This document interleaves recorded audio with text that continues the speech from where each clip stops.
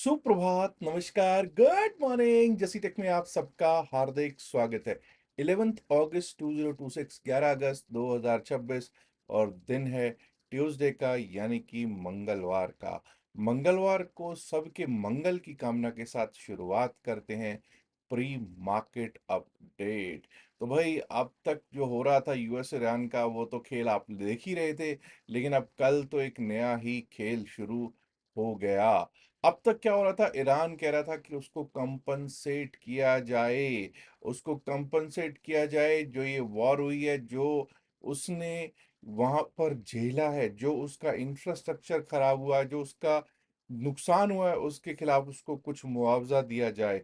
और उसके साथ साथ वो ये भी कह रहा था कि जो एसेट्स हैं जो फ्रीज कर रखे हैं वर्ल्ड ओवर इन सैंक्शंस की वजह से, उनको भी अनफ्रीज किया जाए। जो उनके बैंक खाते हैं, उन सबको, जो विदेशों में बैंक खाते हैं, उन सब बैंक खातों को भी अनफ्रीज किया जाए और मुआवजा भी दिया जाए। कल ट्रंप साहब ने कहा, अरे भैया, हम भी तो बहुत नुकसान झेले हैं। जो लड़ाई में ही नहीं, जो इससे पहले भी पिछले कम से कम 30 सालों का, 25-30 साल से जो नुकसान हुआ है, जो बम्बार्डमेंट्स यूएस ने कई जगह करवाई है सिटीजन्स के ऊपर, अमेरिकन सिटीजन्स के ऊपर, और जो जो नुकसान अमेरिका को हुआ है, उस सब का मुआवजा लेगा अमेरिका। किससे? ईरान से। उधर ईरान ने कहा कि भाई, अब हम आगे कोई भी बातचीत नहीं करेंगे। 2029 तक का जो इनका टेन्योर है, टेन्योर या तो ट्रंप साहब के रहते रहते, या इनके पूरे टेन्योर में कोई बातचीत हम नहीं करेंगे। अगर कोई बातचीत करनी भी होगी तो अगला कोई प्रेसिडेंट आएगा तो उसके साथ की जाएगी, बिकॉज कोई भी फायदा नहीं है इनसे बातचीत करने का। अब इसी कारण ये जो खेल हो रहा है, इसी कारण क्रूड ऑयल ऊपर जाता हुआ हमको दिखाई दे रहा है। क्रूड ऑयल अभी इस समय जो मैं वीडियो बना रहा हूँ, अराउंड $83 के आसपास होवर करता हुआ दिखाई दे रहा है। आज आपको मालूम है कि निफ्टी 50 की एक्सपायरी भी है, उस पर भी चर्चा करेंगे। लेकिन एक बार को देखते हैं कि एफआईआईज और डीआईआईज क्या करके गए हैं। हमारे प्यारे एफआईआईज जो है, वो एफआईआईज करके गए हैं बाय कल निफ्टी, कल एनएससी में, बीएससी में, और अगर हम बात करें एमएससीईआई की कैपिटल मार्केट सेगमेंट में, 1974.76, 1974.76 करोड़ का कैश में नेट बाय किया है प्यारे विदेशी संस्थागत निवेशकों ने। और घरेलू संस्थागत निवेशक कल 1290.29 करोड़, 1290.29 करोड़ का कैश में नेट सेल करके गए हैं। अब अगर देखा जाए कि एफआईआईज कल डेरिवेटिव्स के स्टैटिस्टिक्स में क्या करके गए हैं, तो बैंक निफ्टी के फ्यूचर्स को एफआईआईज ने बेचा है जी। फिन निफ्टी के फ्यूचर्स में जरूर कुछ बाइंग की दिखाई पड़ रही है। हाँ, मिड कैप निफ्टी फ्यूचर्स, जिसने कल अपना नया ऑल टाइम हाई लगाया है, कल 15,022 का उसने ऑल टाइम हाई लगाया है, उसमें भी फ्यूचर्स में बाइंग करके गए हैं विदेशी संस्थागत निवेशक। और तो और, निफ्टी 50 का जो फ्यूचर्स है, वहां पर अभी भी लाल दिख रहे हैं। वहां पर अभी भी ऐसा लग रहा है कि कल फ्यूचर्स को बेच के, लग नहीं रहा, बेच के ही डेटा कह रहा है कि वो बेच के ही गए दिखाई पड़ते हैं। अब आज मैंने आपसे क्या कहा, आज एक्सपायरी है निफ्टी 50 की, निफ्टी 50 की। और निफ्टी 50 की एक्सपायरी पे अब क्या इंपॉर्टेंट रहेगा, सबसे पहले तो ये जान लीजिए कि अगर हम बात करेंगे ऑप्शन चेन की, तो ऑप्शन चेन में नियरेस्ट 24,583 पर क्लोजिंग है। तो नियरेस्ट स्ट्राइक प्राइस क्या हुआ, 24,600 का। 24,600 की स्ट्राइक प्राइस पर अगर हम देखते हैं तो 73 रुपीज का कॉल साइड का प्रीमियम है। कल जो राइट करके गए होंगे, कल जो कॉल को बेच के गए होंगे, 73-74 रुपए का प्रीमियम उनके पास है।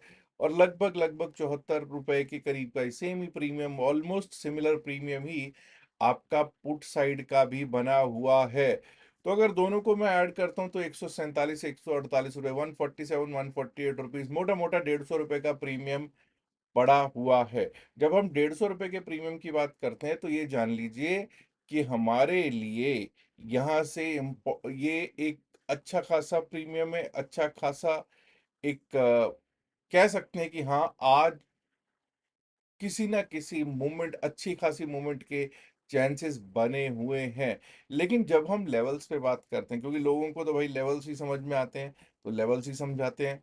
हालांकि आज आपको ऑप्शन चेन पे बहुत ज्यादा फोकस रहने की जरूरत रहेगी, उस पर बाद में बात करते हैं ऑप्शन चेन पे। लेकिन सबसे पहले तो ये जान लीजिए, जब तक, पहले तो ये देख लीजिए सपोर्ट क्या है।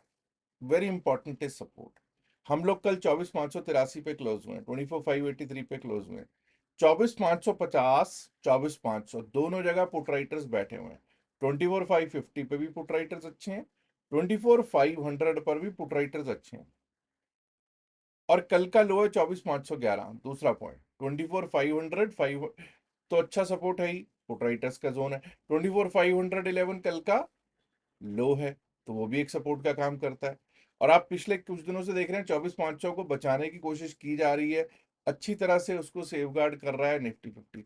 अब तीसरा पॉइंट इंपॉर्टेंट ये है कि हमारा नॉडेमा भी 24,497 पे बैठता है, 24,497, 24,500 पर ही बैठता है। अगेन है सपोर्ट। अब जब तक ये सपोर्ट ना टूटे, डाउन साइड के बारे में सोचना समझदारी नहीं होगा। अगर ये 24,500, 24,497 वाला सपोर्ट टूट जाता है, 24,497 वाला, उसके नीचे हम 24,454 के बारे में सोचेंगे, 24,454। अब ये भी ध्यान दीजिएगा, 24,450 पर भी पुट राइटर्स का पकड़ जकड़ मजबूत बनी हुई है। और अगर वो टूटता है, then we might be able to see 24,397, 398, 24,397, 24,398 और अराउंड 24,400 के करीब जा सकता है। अब हमारे लिए इंपॉर्टेंट अपसाइड के लेवल्स क्या हैं? डाउन साइड में सपोर्ट्स की बात कर ली, अप साइड के लेवल्स की बात करें, 24,620 कल का हाई है। देखिए 24,600 पे टसल है। मैंने 24,500, 550 की बात की, बिल्कुल 24,600 पे टसल जोन है। यहाँ पर कॉल राइटर्स भी अच्छी संख्या में है और पुट राइटर्स की भी संख्या अच्छी है। पुट राइटर्स कॉल राइटर्स दोनों में ही टसल चलेगी।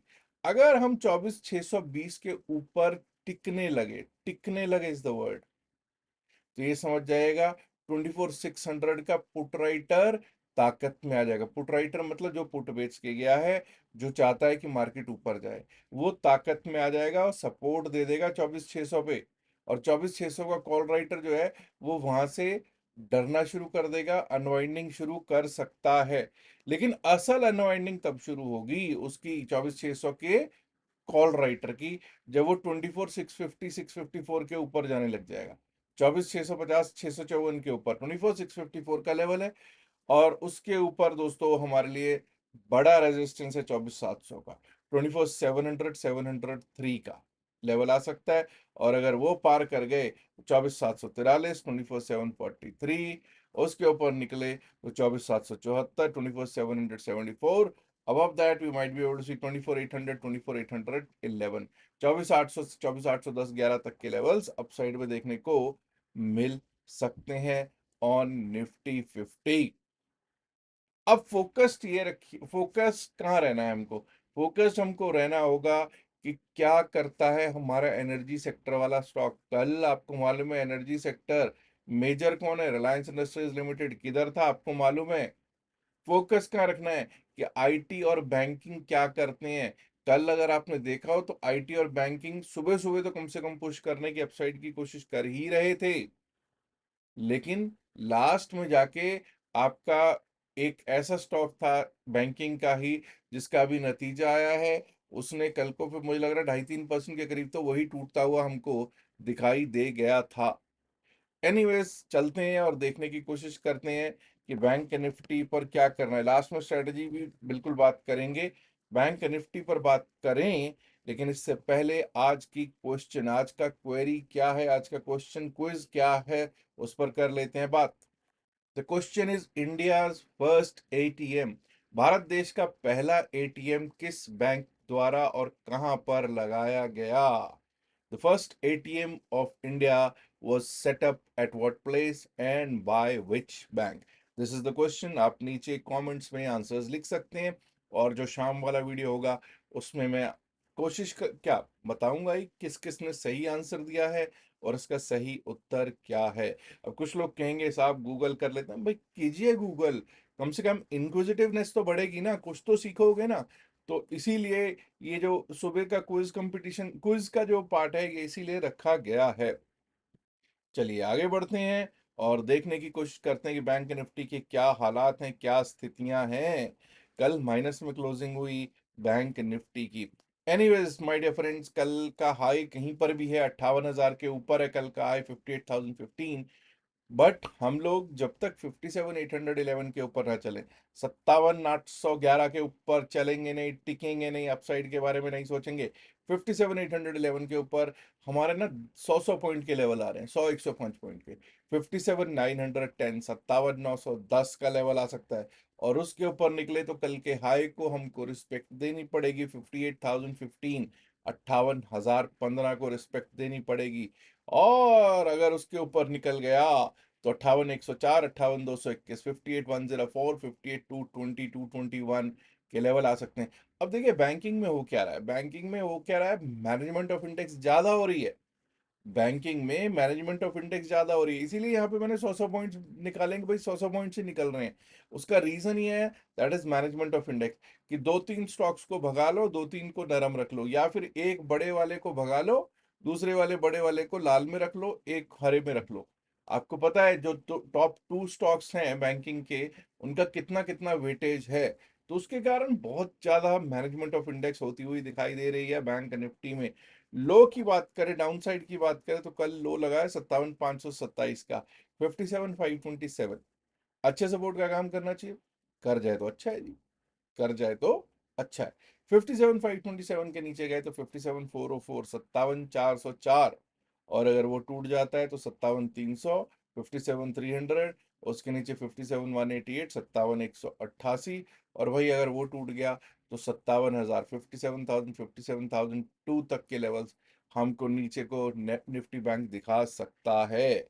अब निफ्टी बैंक ये याद रखिएगा, निफ्टी बैंक ना कहीं, कहीं ना कहीं क्रूड ऑयल से थोड़ा सा वो होता है कि अगर क्रूड ऑयल ऊपर जा रहा होता है ना, तो यहाँ पर नरमी आ जाती है अक्सर। मैं ये नहीं कह रहा आज भी आई जाएगी, क्योंकि आज ये भी याद रखिएगा कि निफ्टी 50 की एक्सपायरी है, तो उसमें ये एक फैक्टर अकेला नहीं लेके चल सकते, उसमें और भी कई फैक्टर्स लेके चलने की जरूरत रहती है।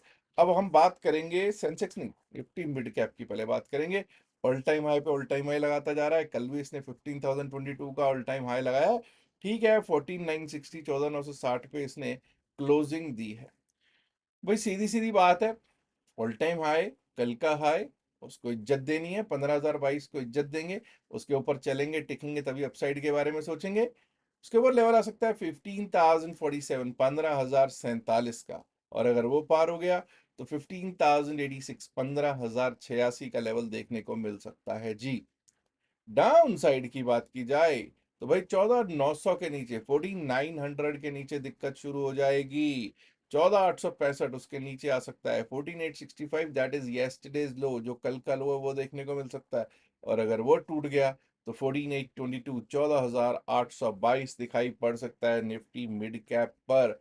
अब बात कर लेते हैं फिर निफ्टी, उसके बाद सेंसेक्स पर भी कर लेंगे बातचीत। निफ्टी फाइनेंशियल सर्विसेज 26,545 पर क्लोज, 26,555 का कल का इसका हाई। तो इज्जत देते हैं 26,555 को, 26,555 के ऊपर चलने लगे, टिकने लगे तो 26,603 का लेवल एक बार को देख सकता है। 26,603 के लिए फ्लाई हो सकता है निफ्टी फिन सर्विस। बट अगर वो एक रेजिस्टेंस हो सकता है, अगर वो पार हुआ तो 26,650, 26,709, 26,650, 26,709। अब यहाँ पे बैंकिंग के साथ साथ जो बजाज फाइनेंस और बजाज फिनसर्व, ये दोनों ट्विंस क्या कर रहे होते हैं, इस पर भी दारोमदार बहुत बड़ा रहता है निफ्टी फाइनेंशियल सर्विसेज इंडेक्स में। डाउन साइड पे बात करेंगे, अगर 24,467, 26,467, माफ कीजिए, 26,467, अगर 26,467 टूट जाता है तो 26,413, 26,413 का लेवल दिख सकता है। और अगर वो भी टूटा तो 26,339, 26,349, yesterday's low my dear friends. 26,349 के नीचे गए तो 26,277, 26,277 एक बार को दिखाई पड़ सकता है। आइए बात कर लेते हैं बीएसई सेंसेक्स, क्योंकि बहुत सारे लोग जिस दिन एक्सपायरी निफ्टी 50 की होती है, काम उस दिन कर रहे होते हैं बीएसई सेंसेक्स में। अब यहां देखिए साहब कि कल के हाई, कल के लो को, दोनों को इज्जत देनी है, बिल्कुल देनी है। लेकिन पहले हाई की बात कर लेते हैं। यस्टरडेज हाई 78,676, 78,542 पर क्लोज, 78,542 पर क्लोज। जब तक हम कल के हाई के ऊपर टिकेंगे नहीं, 78,676 के ऊपर टिकेंगे नहीं, चलेंगे नहीं, अपसाइड के बारे में नहीं सोचेंगे, उसके ऊपर लेवल जो आता है ना, वो आता है 78,800 के आसपास का, 78,796, 78,796 यानी 78,796, 78,800। और अगर वो पार हो गया तो 79,000 को स्ट्राइक करने के लिए बीएसई सेंसेक्स जा सकता है, 79,000 को स्ट्राइक करने के लिए जा सकता है। और अगर वो पार हुआ तो 79,196, 79,196, 79,200। और उसके ऊपर तो भाई फिर 79,500 का रास्ता हमारे लिए, 79,500 का रास्ता खुल ही जाएगा। अब लोग कहेंगे साहब ये 79,500 का रास्ता खोल रहे हो आप।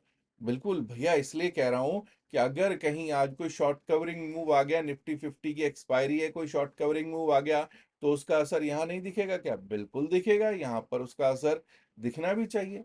लेकिन डाउन साइड की भी बात करनी हमारे लिए, क्या भी ऐसी सेंसेक्स की जरूरी नहीं है? बिल्कुल जरूरी है।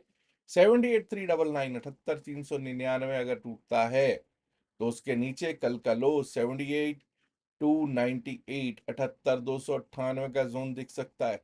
This might act as a good support for BSE Sensex. But अगर ये टूटा, क्योंकि 78,298 कल तब आया था जब हमारे को दूसरी तरफ 24,497 लगता हुआ निफ्टी 50 में दिखाई दिया था, जो कि 9 डेमा है।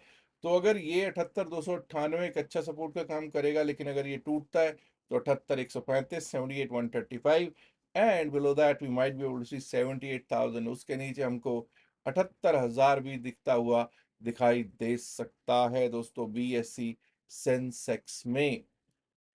और लोग कहेंगे साहब ये जो प्रीमियम्स हैं, ये इनकी क्या सिचुएशन है, प्रीमियम्स बढ़ते नहीं है। एक तो भाई रेंज बाउंड रह रही है मार्केट, और रेंज बाउंड रहने का कारण भी है कि इंडिया विक्स 12 सवा 12 के पास ओवर कर रहा है। 12 सवा 12 के पास क्या ही कुछ करेगा। इस समय की सिचुएशन ये है, हालात ये हैं कि एक तो जब से 3 अगस्त 4 अगस्त में जो हुआ सीएएस के कारण, क्या सीएएस के कारण जो आपको दिखी ना, बहुत ज्यादा स्पाइक करके 200-250 पॉइंट की कैंडल दिख जाती थी लास्ट में जाके। उसके बाद क्या हुआ है कि वॉल्यूम्स बहुत कम हो गए हैं मार्केट में। और जब वॉल्यूम्स कम हुए, पहले क्या कहता था सेबी, क्या कहता था, नहीं नहीं, there is no problem with CAS, there is absolutely no problem with CAS, and the brokers should encourage, वो कहता था ब्रोकर्स को चाहिए कि इनकरेज करे किसको, रिटेल को, कि वो पार्टिसिपेट करे, पार्टिसिपेशन बढ़ाने की जरूरत है। लेकिन अब सेबी ने भी कहा कि भैया इन्वेस्टिगेट करेगा वो जो 3 तारीख को हुआ और 4 तारीख को हुआ। चलो अच्छा है, देर आए दुरुस्त आए, क्योंकि उसको पता चल गया कि भैया 3 और 4 तारीख के बाद तो वॉल्यूम्स एकदम से कम होने लग गए। और कई लोगों का ये भी था कि भाई 12 अगस्त को, आई थिंक 12 अगस्त को, ये शायद 12 अगस्त को, कि हम ट्रेडिंग नहीं करेंगे। तो चलो, some pressure groups, some pressure has created, and I hope good sense will prevail with SEBI also. और वो इस चीज पे थोड़ा और ध्यान देंगे, क्योंकि वैसे उसका कहना क्या होता है कि उसको तो सेफ गार्ड करना है, उसकी पॉलिसीज क्या होती हैं, to safeguard the retail. But कितना सेफ गार्ड रिटेल हो रहा है वो हम सबको मालूम ही है। अच्छा, इतना कीजिएगा साहब कि आज एवरेजिंग के चक्कर में बिल्कुल भी मत पड़िएगा। एक्सपायरी डे पे क्या किसी भी दिन एवरेजिंग के चक्कर में नहीं पड़ते ऑप्शंस ट्रेडिंग में, लेकिन आज तो बिल्कुल भी मत पड़िएगा। दूसरी चीज, इन द मनी ट्रेड में ही कीजिएगा, इन द मनी ऑप्शन में ही काम कीजिएगा। Out of the money option में काम करना शायद समझदारी नहीं होगा। क्यों कह रहा हूं? क्योंकि out of the money trade अगर लीजिएगा और अगर कहीं रेंज बाउंड होगी, तो सिर्फ और सिर्फ क्या होता रहेगा, प्रीमियम मीटिंग होती रहेगी। थोड़ी बहुत मूवमेंट आएगी इन द मनी में तो कुछ ना कुछ हिलेगी, लेकिन आउट ऑफ द मनी तो हिलेगी भी नहीं, उसके लिए बहुत बड़ी मूवमेंट चाहिए होगी। तो वही इन द मनी में ही ट्रेड कीजिएगा। और हल्की रखने की जरूरत है पोजीशन को, क्योंकि 12 सवा 12, 12:25, 12:30 के आसपास अगर इंडिया विक्स घूम रहा है तो क्या ही मूवमेंट आएगी। मैं तो चाहता हूँ कि एक अच्छी खासी मूवमेंट आए, कोई शॉर्ट कवरिंग मूव आए, ऊपर का मूव आए, कोई लॉन्ग अनवाइंडिंग या फिर मूव आ जाए, कोई नीचे का तेजी से मूव आए, तभी पैसा बनता है ऑप्शन ट्रेडर्स को, और खास करके ऑप्शन बायर्स को। एनीवेज माय डियर फ्रेंड्स, याद रखिएगा जो भी बातचीत इस वीडियो में की गई है सिर्फ और सिर्फ अकेडमिक पर्पस से की गई, इसका बायसेल की सलाह से कोई लेना देना नहीं है। बायसेल की सलाह के लिए आप अपने फाइनेंशियल एडवाइजर से बात कीजिएगा। ऊपर आपको एक क्यूआर कोड दिखाई दे रहा होगा, उस क्यूआर कोड से आप अपना डेल्टा एक्सचेंज में फ्री अकाउंट खोल सकते हैं। अगर ये क्यूआर कोड नहीं चलता है किसी कारण आपसे, तो नीचे डिस्क्रिप्शन पिन में से उधर वीडियो में भी आपको लिंक दे रखा है, जिस लिंक से आप डेल्टा एक्सचेंज में अपना फ्री अकाउंट खुलवा सकते हैं और लाभ प्राप्त कर सकते हैं व्हाट्सएप ग्रुप में एडिट ऐड होने का। आप हमारे व्हाट्सएप ग्रुप क्रिप्टो चैम्प्स में भी ऐड हो सकते हैं। और दूसरी चीज, 4 से 5 दिन की जो क्लास है उसका भी आपको रिकॉर्डिंग्स मिल जाएंगी। मैंने ऑलरेडी आपको डिस्क्लेमर दे दिया कि हम लोग सेबी रजिस्टर्ड नहीं है, जो भी बातचीत हुई है वो सिर्फ और सिर्फ एकेडमिक पर्पज से की गई है। लास्ट में एक इल्तिजा, एक गुजारिश है, रिक्वेस्ट है कि इस वीडियो को लाइक करें, शेयर करें इस वीडियो को अपने दोस्तों के साथ ज्यादा से ज्यादा संख्या में। इनवाइट फ्रेंड्स, अगर आपने अभी तक जैसे चैनल को सब्सक्राइब नहीं किया है तो दोस्तों देर किस बात की, सब्सक्राइब करना तो बनता है। दोस्तों शुक्रिया, नमस्कार, धन्यवाद, good luck for today, bye.